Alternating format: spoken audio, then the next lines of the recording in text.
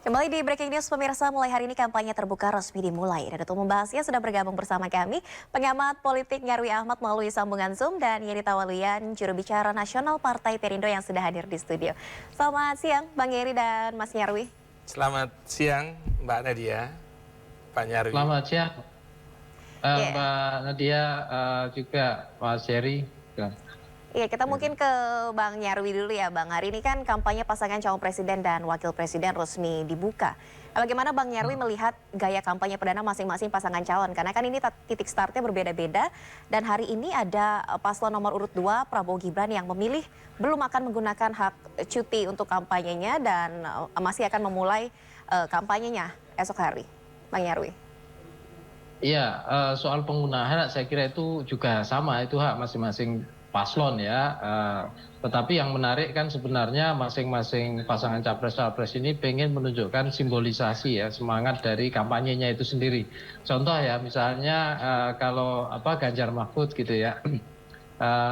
Mas Ganjar misalnya memulai dari ujung Indonesia Timur, Pak Mahfud Barat Aceh misalnya begitu. Nah, ini kan mungkin selalu kalau kita bicara Indonesia itu kan rentang skala wilayahnya itu luas sekali ya.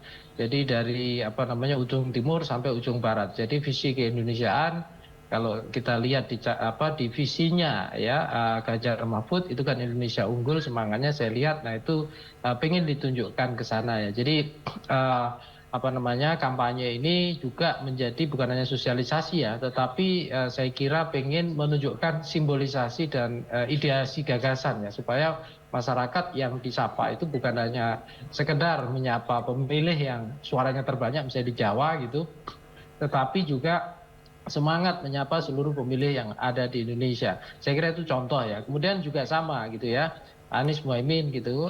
Kalau kita lihat kan misalnya Anies di Jakarta Utara, ya, Tanah Merah gitu. Kemudian Muhaimin juga di Jawa Timur. Nah kalau kita lihat seperti itu, saya kira juga ini juga pengen ya. Misalnya Mas Anies kan karir politik yang dikenal misalnya dianggap dan juga bisa dibanggakan itu menjadi gubernur DKI, dan Jakarta Utara saya kira juga di sana kalau kita lihat sejarahnya juga luar biasa ya. Kita kenal Jakarta itu Batavia. Di narasi visi misinya Capres Anies Muhaimin itu kan sangat mendalam sekali kalau kita lihat juga ya, soal visi histori keindonesiaan, kenapa bangsa ini eksis, berkembang dan seterusnya. Kalau kita lihat Jakarta dan Batavia itu saya kira juga punya sejarah tersendiri ya, termasuk mungkin wilayah-wilayah di sekitar Jakarta Utara, Tanah Merah. Saya kira di sana juga ada simbolisasi yang pengen ditonjolkan gitu oleh Anies, termasuk saya kira juga Caimin ya. Jawa Timur, Caimin jelas asli sana gitu, besar di sana, dukungan basis politik NU saya kira itu menjadi target penting ya dari Caimin. Nah kemudian untuk Prabowo Gibran saya kira mungkin bisa jadi ada pertimbangan lain selain mungkin kesibukan yang sedang dijalankan, dan juga kemungkinan juga bisa jadi ya ada cara-cara lain yang tidak harus ditunjukkan dengan simbolisasi yang pilihan tempat yang seperti dipilih oleh kedua pasangan capres-cawapres ini. Itu kira-kira. Baik Bang Nyarwi, terkait dengan kampanye yang dimulai hari ini, apa menurut Bang Nyarwi ini ada makna-makna tertentu yang dicoba disampaikan oleh pasangan Prabowo dan juga Gibran? Kenapa hari ini belum mau memulai kampanye, Bang Nyarwi?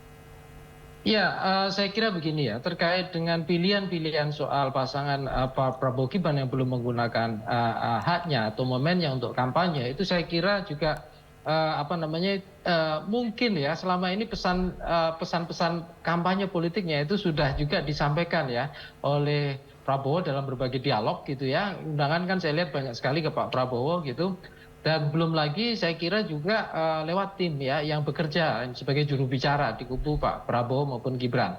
Nah mungkin itu sudah dipandang cukup representatif ya untuk menyampaikan gagasan-gagasan penting ya, termasuk misalnya saya juga lihat di berbagai media sosial misalnya itu kan juga cukup intensif ya dilakukan oleh Prabowo Gibran kampanye-kampanye.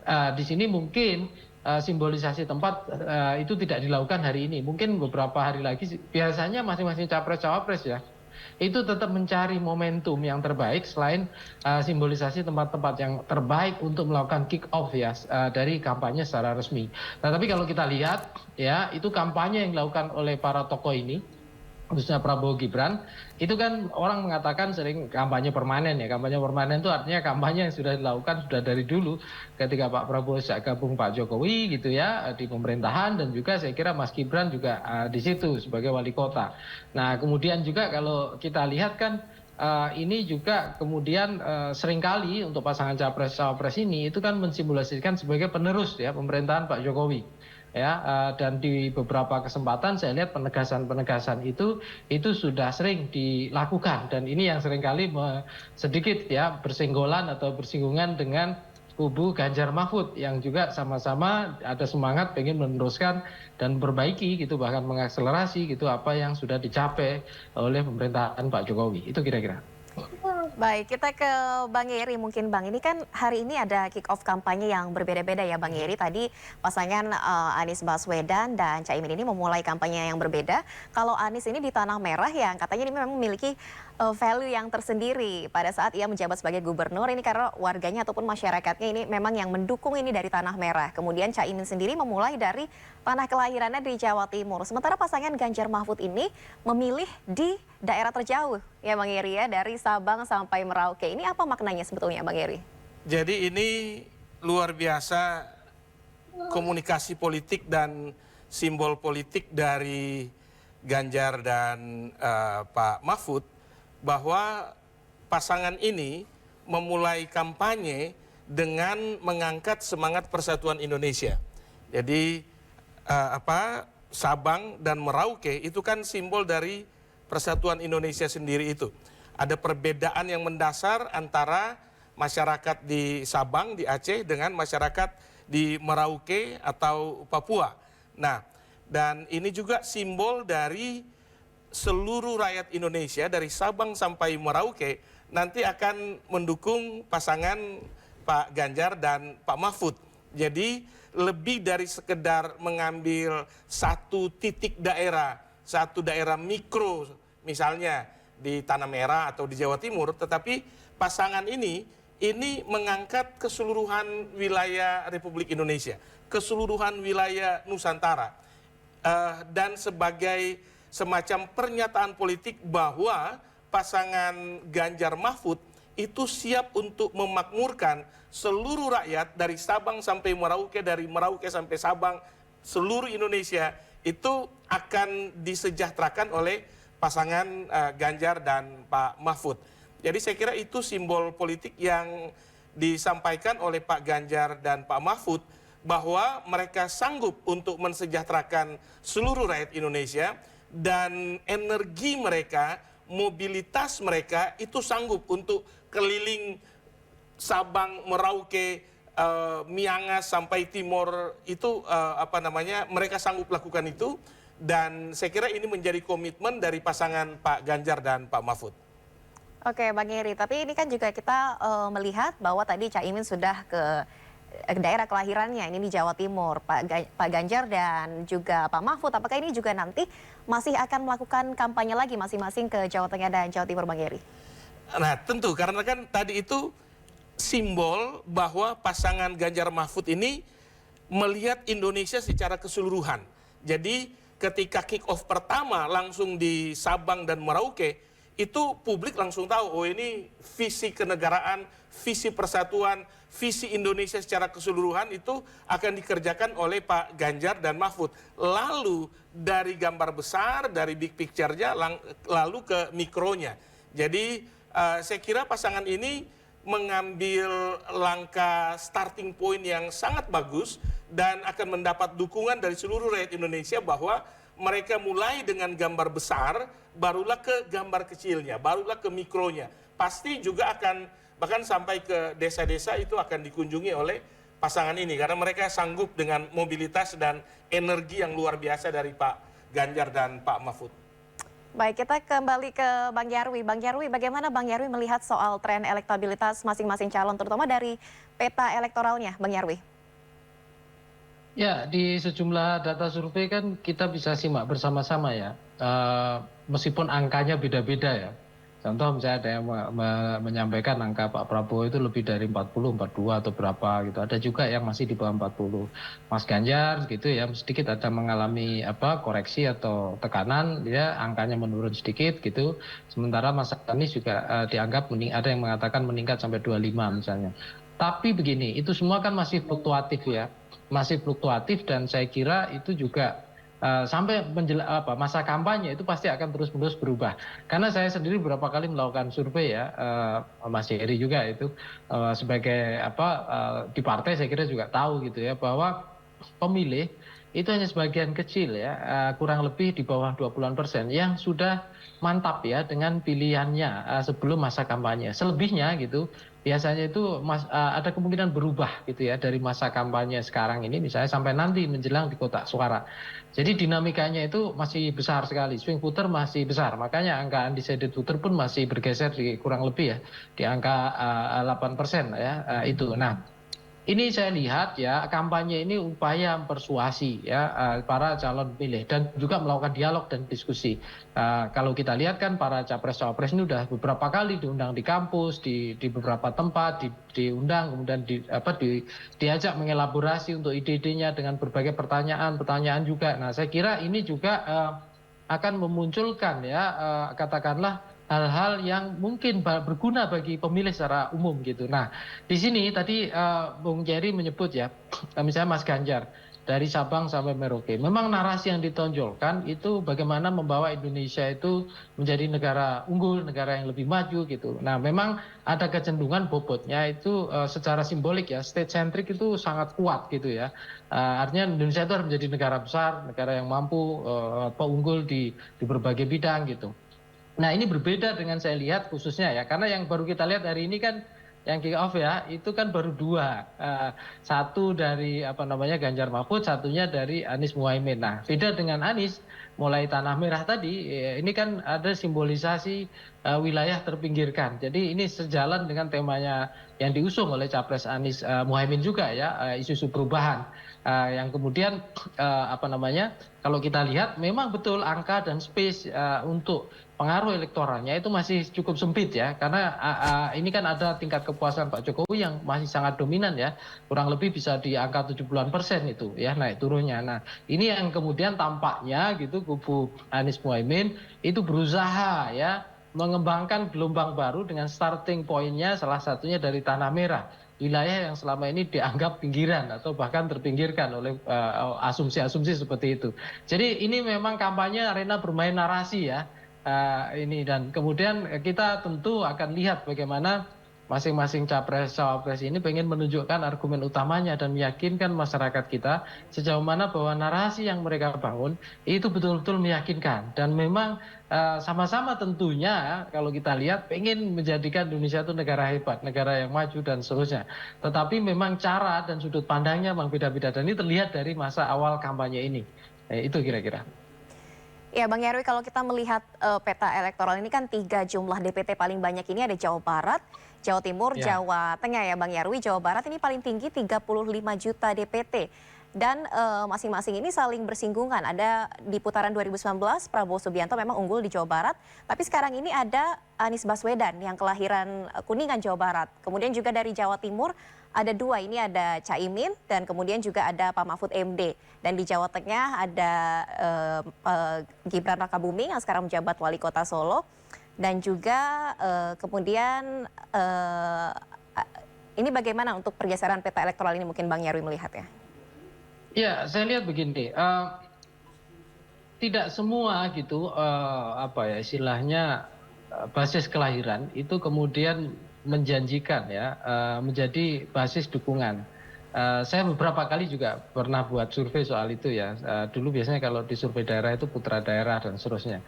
Tapi mungkin akan berbeda ya dengan misalnya capres-cawapres. Nah, yang membedakan sebenarnya bukan masalah kelahiran ya, tetapi jaringan komunitas dan jaringan organisasi yang mampu dibangun.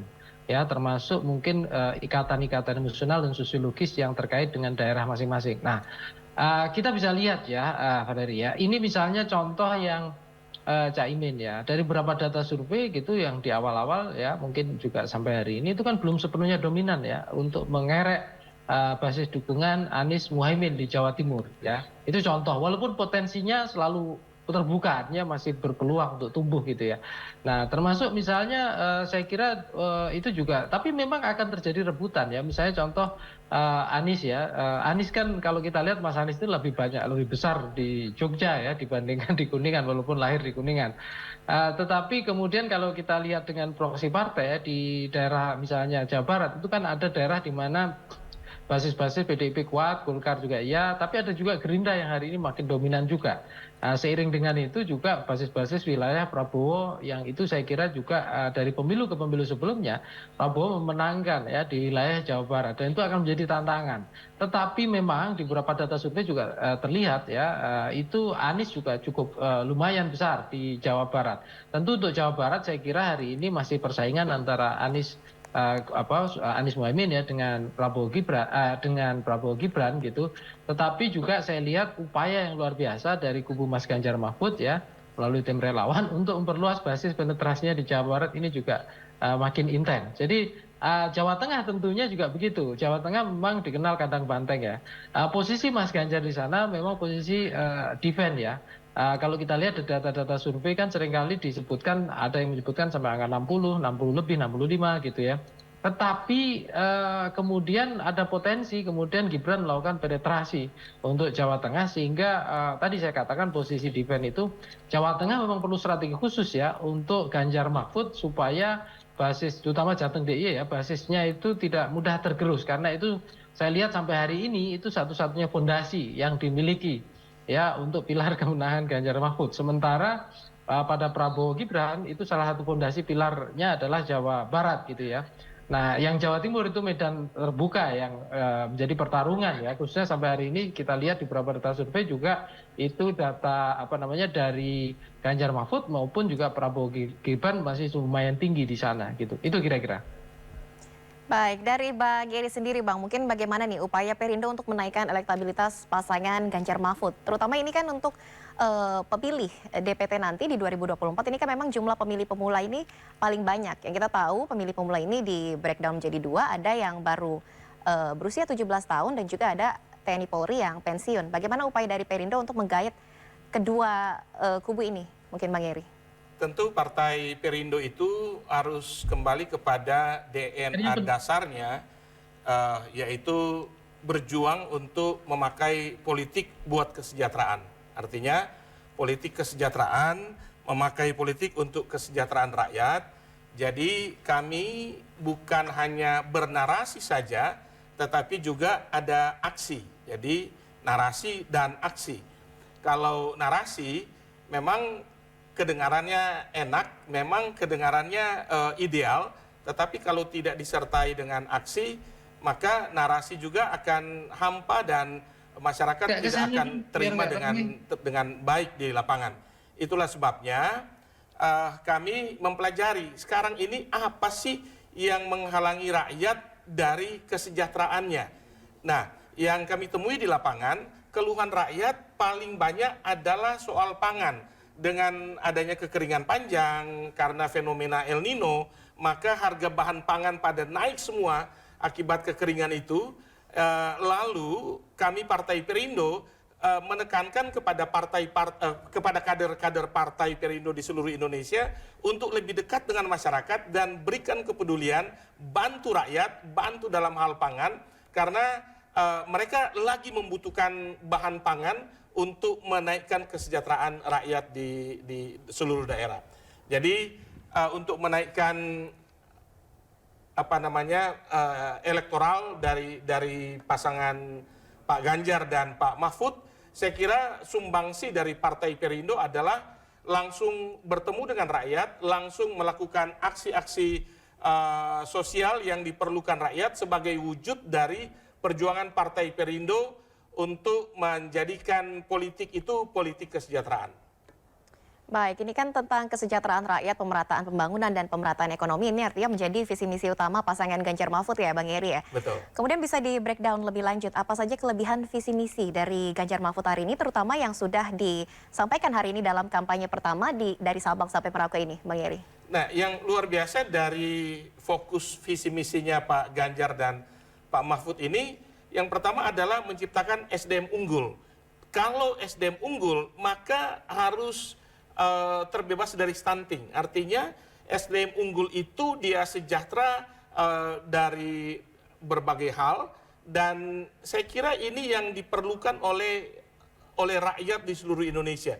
Setelah 9 tahun kita fokus kepada pembangunan infrastruktur, maka selanjutnya pasangan Pak Ganjar dan Pak Mahfud ini saya kira paling ditunggu oleh rakyat, sebab akan membantu rakyat sejahtera dari segi SDM dan dari segi ketersediaan bahan pangan.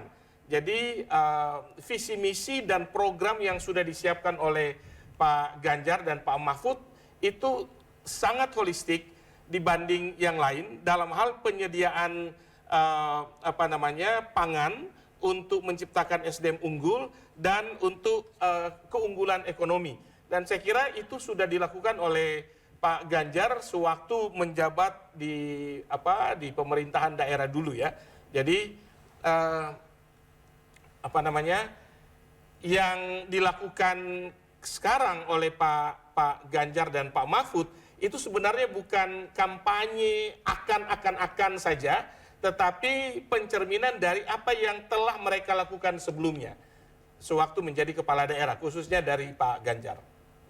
Baik, Bang Yeri, ini kan juga ada yang menarik dari visi misi yang disampaikan pasangan Ganjar Mahfud ini, ada tentang kesejahteraan guru ngaji. Kenapa Bang Yeri ini menjadi salah satu visi misi yang penting yang harus digaungkan oleh pasangan Ganjar Mahfud? Kita tahu bahwa peran guru itu kan sangat signifikan untuk satu bangsa, apalagi bangsa Indonesia. Kalau tidak ada guru, maka tentu kesejahteraan dan keunggulan SDM tidak akan terjadi. Lalu penekanan kepada guru ngaji. Kenapa guru ngaji? Karena guru ngaji itu memberikan nilai-nilai moral, nilai-nilai agama, nilai-nilai perilaku, nilai-nilai keagamaan dan ketuhanan yang nantinya menjadi modal dasar bagi bangsa ini. Jadi dengan memberikan penekanan kepada kesejahteraan guru ngaji, saya kira pasangan Ganjar Mahfud ini mendapatkan ceruk yang sangat baik bagi bangsa ini, dan dukungan dari seluruh masyarakat, khususnya masyarakat Muslim tentu saja, ini insya Allah akan mendukung pasangan Pak Ganjar dan Pak Mahfud. Baik, kalau dari Bang Nyarwi sendiri bagaimana Bang Nyarwi melihat ini kan salah satu visi misi pasangan Ganjar Mahfud adalah menaikkan kesejahteraan guru ngaji. Kemudian kemarin juga ada visi misi yang dijanjikan oleh Gibran yakni tentang dana abadi pesantren. Nah, kalau kita melihat memang untuk visi misi pasangan Anies Baswedan Caimin ini berbeda, tidak terlalu fokus kepada hal agama seperti itu. Ini tanggapannya bagaimana Bang Nyarwi? Ya, pertama saya kira kalau visi misi ini ya, khususnya Mas Ganjar, Pak Mahfud ya, itu kan fokusnya ke guru ya, ke aktor ya, ke orang-orang yang selama ini tadi dikatakan Bung Yeri ya, itu menjadi pilar. Bahkan di Indonesia kalau kita lihat pesantren itu fokus pilarnya guru-guru ngaji ya, dari guru-guru kampung. Dan kondisinya seringkali memprihatinkan ya, artinya secara ekonomi ya, walaupun beliau-beliau itu sangat tulus ya kalau mengajar ngaji itu tanpa harus berpikiran soal material gitu.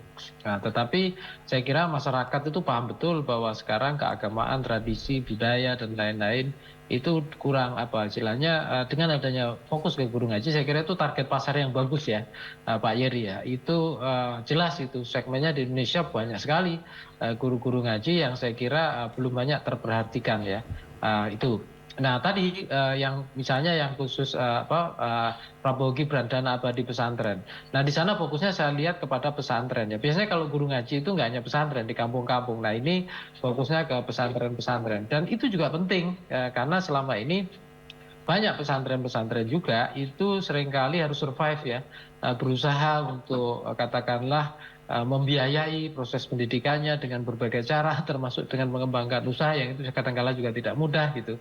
Dan itu saya kira juga menjadi daya tarik. Dua-duanya menawarkan daya tarik ya ke segmen umat Islam, khususnya kalau dikaitkan guru ngaji dan pesantren itu segmen NU ya Valeri ya. Itu memang tampaknya menjadi sasaran bersama gitu, Ganjar Mahfud maupun Prabowo Gibran. Nah, pertanyaannya kenapa ini di Anies Mohaimin tidak eksplisit disampaikan begitu? Mungkin dugaan saya ya, Anies Mohaimin sudah sangat memahami kondisi atau memandang cara pandang umat Islam dan NU atau pesantren itu dengan bahasa yang berbeda.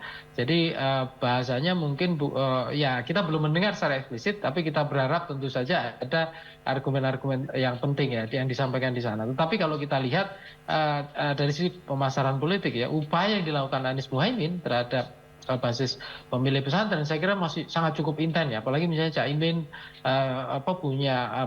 dengan PKB yang saya kira pilar PKB itu salah satunya adalah bukan hanya elit tapi juga pemilih-pemilih di pesantren. Belum lagi kalau kita lihat silaturahmi yang dijalankan oleh Anies beberapa bulan terakhir gitu, dan dukungan dari para ulama yang coba dirangkul, dan itu luar biasa juga. Jadi ini memang bagian dari antara pesan kampanye dengan strategi juga berkomunikasi secara langsung dengan aktor-aktor yang dipandang terkait dengan basis segmen pemilih. Dalam konteks ini tadi yang kita bahas itu adalah pesantren dan guru ngaji dan umat Islam yang khususnya di lingkungan pedesaan dan juga saya kira juga ada di perkotaan di Indonesia gitu. Baik, Bang Nyarwi, artinya ini memang strategi politik dan visi misi antara masing-masing paslon ini memang masih bersaing ya, Bang Nyarwi. Ya, terima kasih banyak Bang Nyarwi Ahmad, pengamat politik, dan juga Bang Yeri Tawalujan, juru bicara nasional Partai Perindo telah hadir dalam dialog hari ini di Breaking News.